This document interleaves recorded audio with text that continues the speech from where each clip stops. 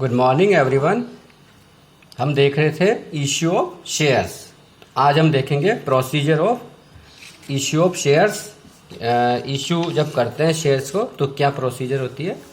तो मैंने आपको प्रीवियस क्लास में बताया था कि जिस प्रकार एकाकी व्यापारी अपने घर से कैपिटल लाता है, पार्टनरशिप में पार्टनर्स कैपिटल लाते हैं, इसी प्रकार कंपनी को भी अपना बिजनेस रन करने के लिए शेयर कैपिटल मतलब कैपिटल की आवश्यकता होती है।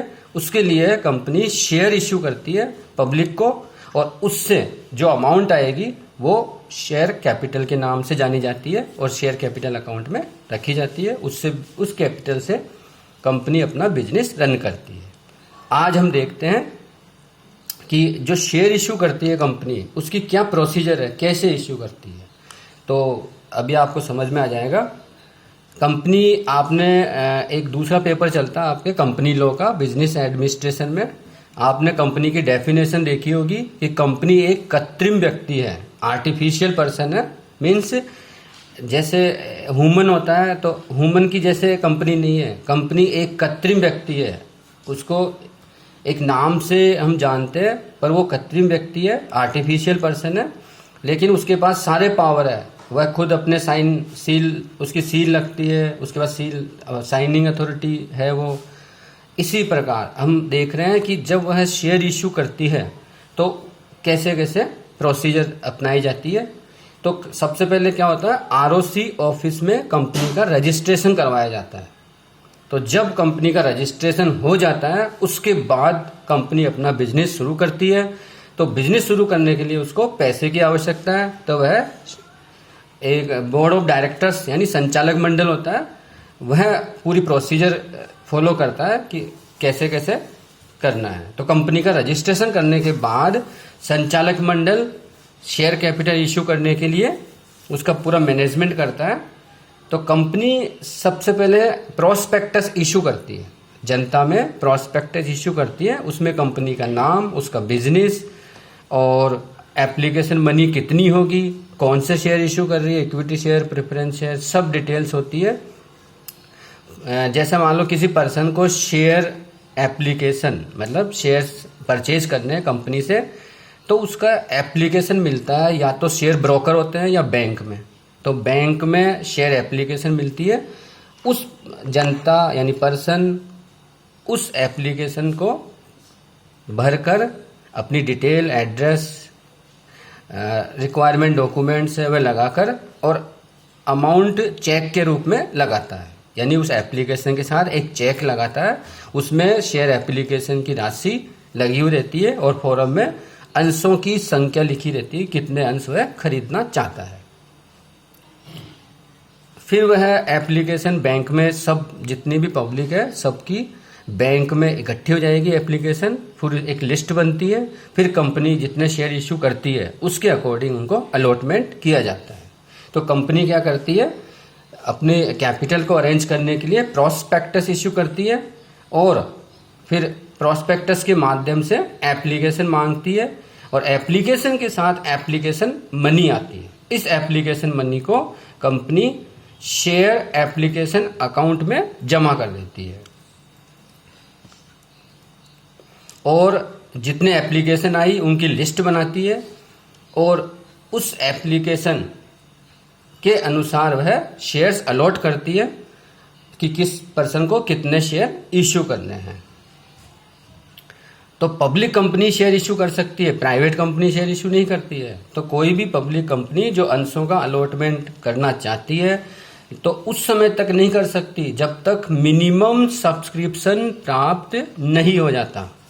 न्यूनतम अभिदान यानी मिनिमम सब्सक्रिप्शन सेबी की गाइडलाइंस फॉलो करना पड़ता है और कंपनीज एक्ट 2013 में जो दिशा निर्देश दे रखे हैं वो गाइडलाइंस फॉलो करनी होती है। उसके अकॉर्डिंग ही है कंपनी शेयर इशू कर सकती है। तो सेबी की गाइडलाइंस के अनुसार जितना कंपनी शेयर इशू कर रही है उसका मिनिमम यानी कम से कम 90% अमाउंट के लिए एप्लीकेशन आ जानी चाहिए। यानी फॉर एग्जाम्पल जैसे कंपनी 1 लाख शेयर इशू कर रही है तो 90,000 शेयर्स के लिए एप्लीकेशन जनता से कंपनी को रिसीव हो जानी चाहिए। यही न्यूनतम अभिदान मिनिमम सब्सक्रिप्शन है, कंपनी जितने शेयर इशू कर रही है उसका 90%। यदि 90% से कम आती है तो कंपनी शेयर हम जो एप्लीकेशन मनी आई वह वापस 15 दिन में रिफंड करनी पड़ेगी, और 15 दिन में नहीं कर पाती है तो फिर इंटरेस्ट भी देना पड़ेगा। 16वें दिन से इंटरेस्ट देना होता है और 15% एनुअल रेट से इंटरेस्ट देना होता है। दूसरे तरीके से देखें हम, मिनिमम सब्सक्रिप्शन की बजाय ओवर सब्सक्रिप्शन हो जाता है।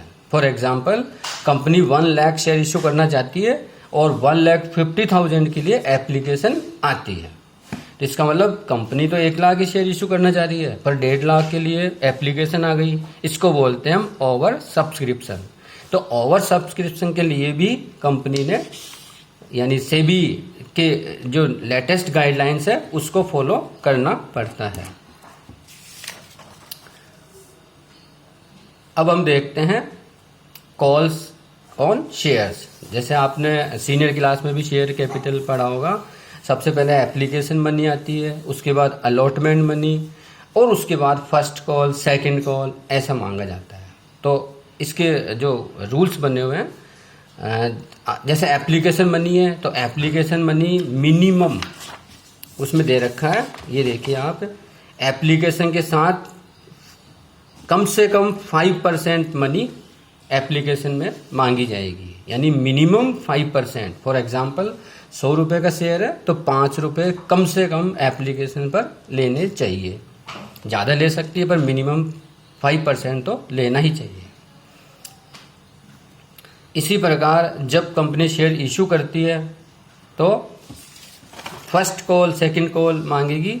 तो हम देखते हैं कि फर्स्ट कॉल में यानी कॉल्स पर कितने, तो मिनिमम मतलब मैक्सिमम है 25%। 25% से ज़्यादा कॉल्स पर, मतलब जैसे फर्स्ट कॉल आई तो 25% से ज़्यादा नहीं ले सकती, क्योंकि पब्लिक को भी प्रॉब्लम होती है ना ज़्यादा पेमेंट करने के लिए। इसलिए सेबी गाइडलाइंस के अनुसार 25% से ज़्यादा कंपनी नहीं ले सकती। और उसके लिए पहले उनको मतलब कंपनी पब्लिक को 14 डेज का नोटिस देगी कि 14 डेज पहले नोटिस देगी कि आपको फर्स्ट कॉल के पेमेंट करना है, सेकंड कॉल का पेमेंट करना है, ऐसा। और जो जैसे मान लो फर्स्ट कॉल और सेकंड कॉल दोनों के लिए अमाउंट तो कम से कम 1 मंथ का डिफरेंस होना चाहिए, यानी 2 कॉल मांग रही है तो कम से कम 1 महीने का अंतर होना चाहिए। अब हम देखते हैं व्हाट इज द